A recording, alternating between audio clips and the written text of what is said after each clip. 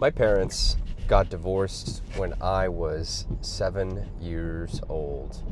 My brother, who's about 6.5 years younger, was, I guess one or maybe a little bit over one. And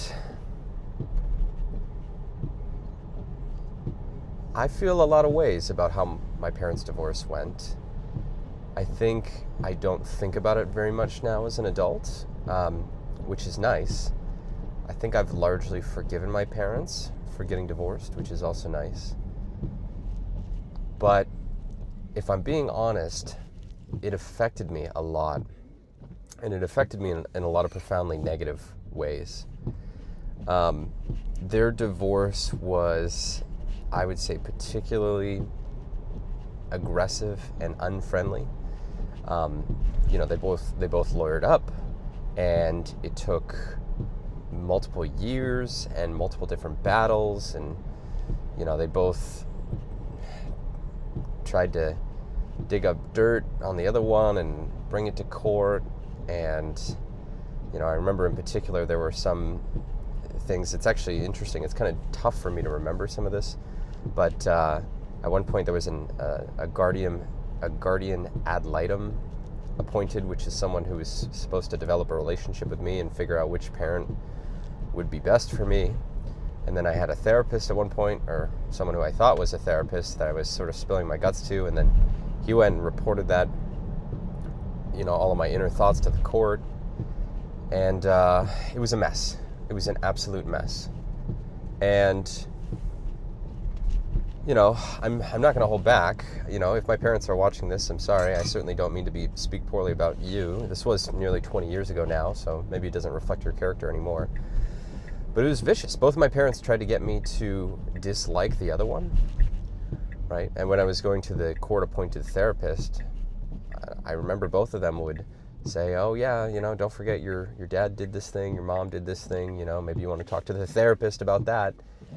And that particular experience, the therapist that was actually a court-appointed investigator or whatever, I think he really was a therapist, but I don't know why he went and gave the court all of my inner thoughts. That particular experience was particularly damaging to me because it made me have a significant distrust of therapists. It made it really difficult for me to go to therapy later on as a teenager and as an adult, because I just thought, well, you can say this is confidential, but if push comes to shove, you're just going to tell everyone what we're talking about here. So when my parents were getting divorced, I felt like I was getting recruited into a war that I did not enlist in. And a kid can't choose between his mom and dad. A kid needs both his mother and his father, or her mother and her father. And, after my parents got divorced, there were some really crappy things that happened to my lifestyle as their child. Holidays got cut in half. I mean, I used to put a positive spin on it and say, oh, this is great, I get 2 Christmases. But the truth was, both Christmases were watered down because, I wanted both of my parents to be there. I could only spend time with one.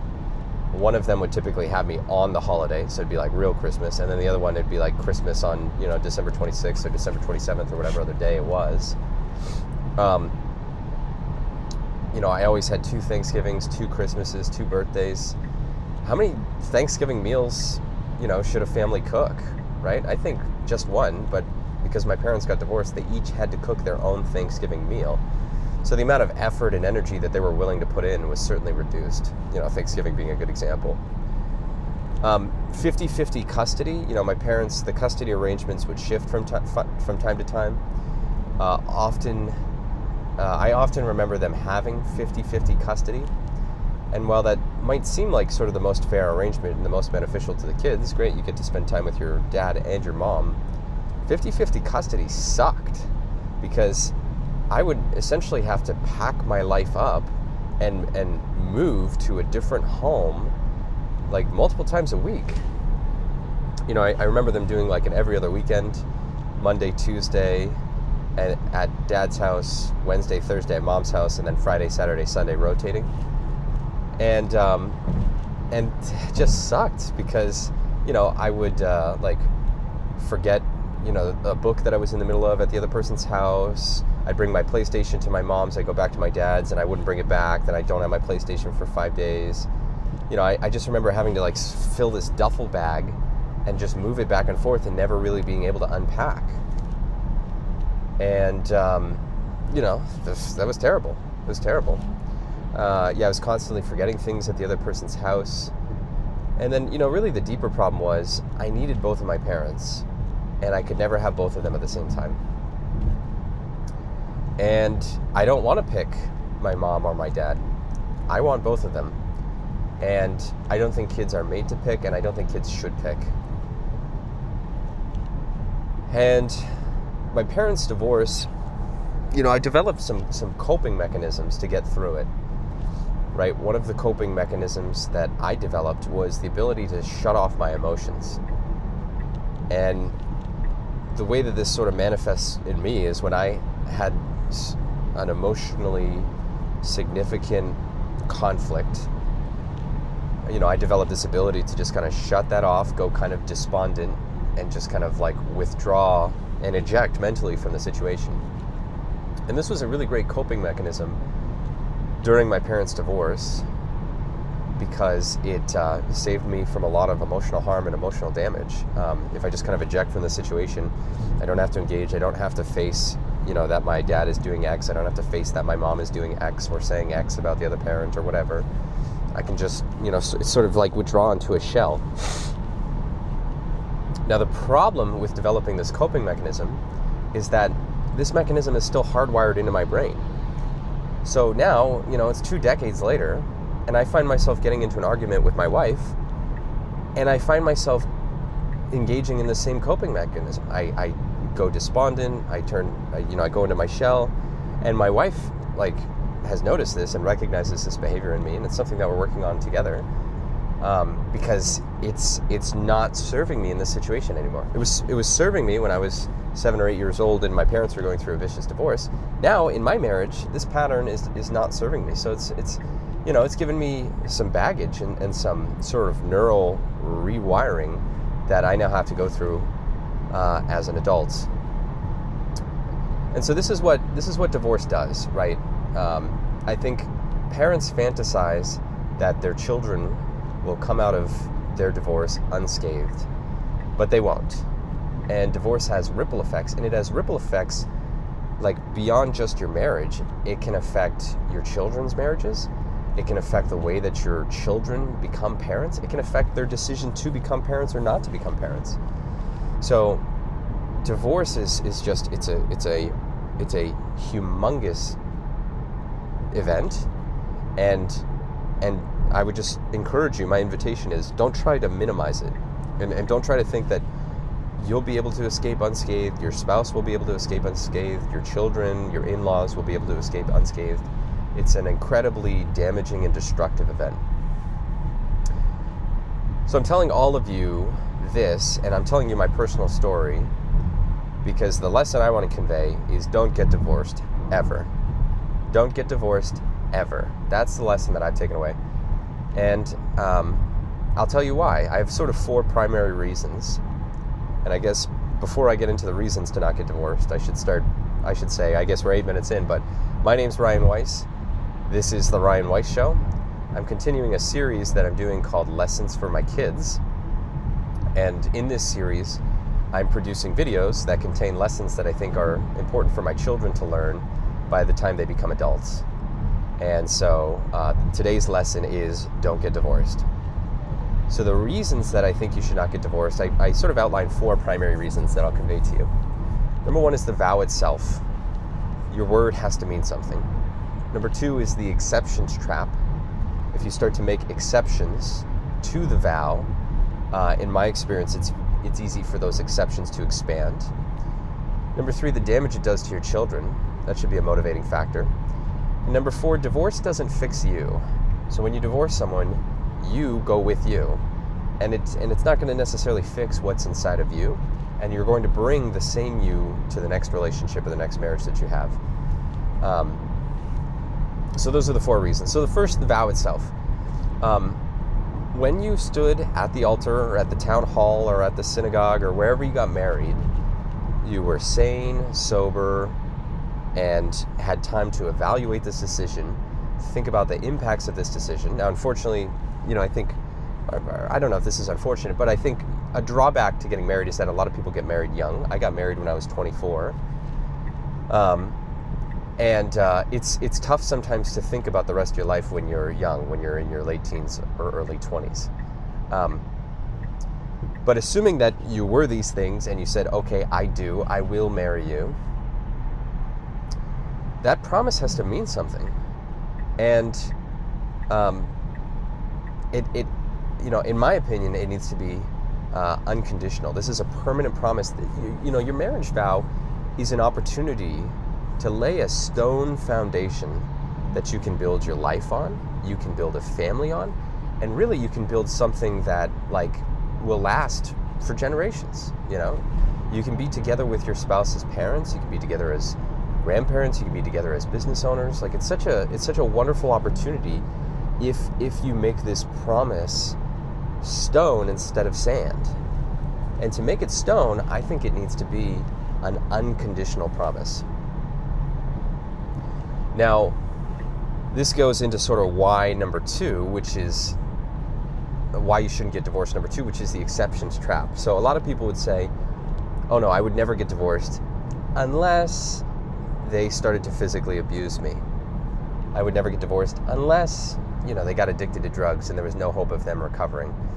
I would never get divorced unless they were, unfaithful. And I'm not suggesting that you should excuse that behavior, or that you should put yourself in harm's way, or that you should tolerate abuse. I'm going to come back to that. What I am saying is that it can be easy if you start to make exceptions for those exceptions to expand. Okay, so it starts with, I would never get divorced unless they started to physically abuse me. Okay. Well, maybe you're 20 years in and they aren't physically abusing you, but they are totally emotionally unavailable. You're fighting all the time. You're extremely unhappy. You've been unhappy for years.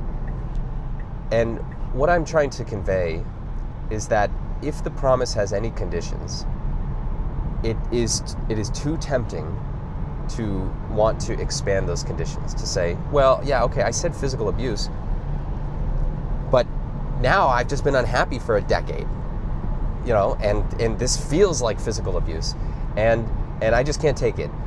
And because the promise was conditional from the beginning, it is just so tempting to expand those conditions. That's what I'm trying to convey. If you add conditions, it's tempting to expand them. Now, I mentioned this, but I'm not saying that you should tolerate abuse. So if your spouse is making you physically unsafe, if your spouse is making your children unsafe, if your spouse has an addiction that is, that is making you unsafe, I totally encourage distance from abuse and not tolerating abuse. And in fact, I think that is an absolute necessity. So separate, but what I'm saying is, you can get safe without ending the marriage. And ending the marriage is different from making safety a top priority, right? So you can separate, you can set boundaries, but you can still hold the door open for them to get help and come back. And my friend Trevor has a funny saying that I really love. I think he got it from his uncle. And he says there are, 3 types of people that don't change: beaters, tweakers, and cheaters. And in my short life experience, that does seem to be the case. It does seem to be that if a spouse engages in domestic violence and abuses their spouse, that seems to be a very difficult pattern of behavior to stop doing, right? Seems to be a very difficult behavior to stop doing.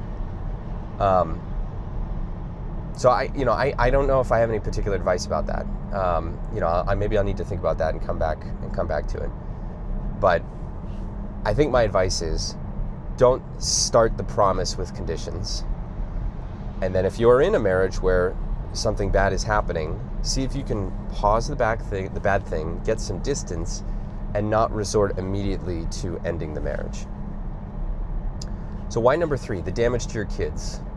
I wanted to back this up with some data. This will be the only data that I present in this video. I shared a little bit about my personal experience of my parents getting divorced. There's probably a lot more I could say. There's probably a whole book I could write, honestly.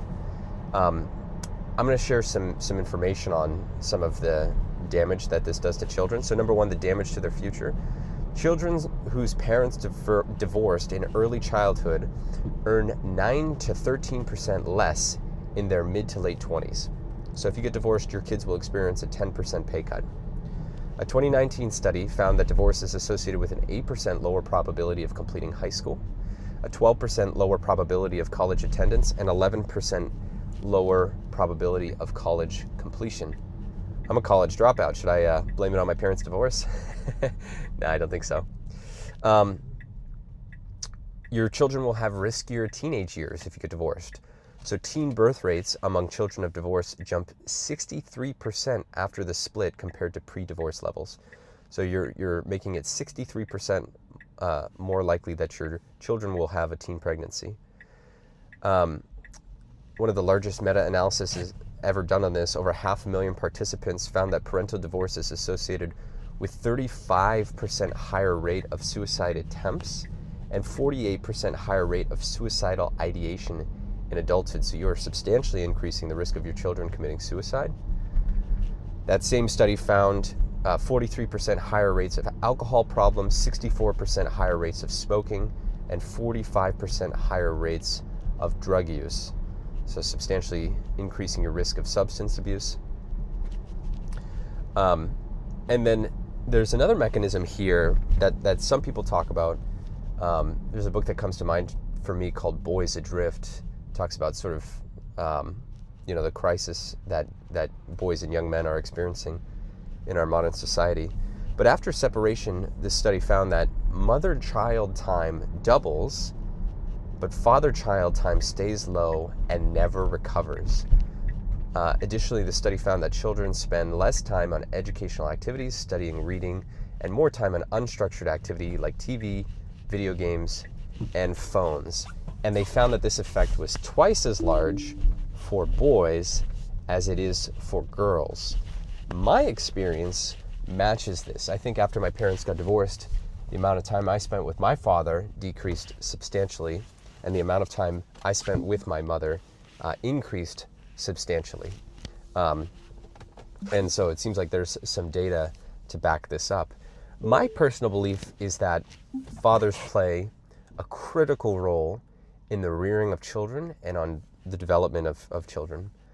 And, seeing this huge hit to father-child time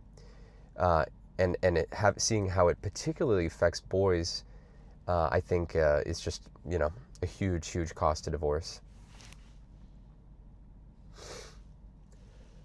Finally, the why number 4 for not getting divorced. Divorce doesn't fix you. So people imagine divorce as the door out of their unhappiness.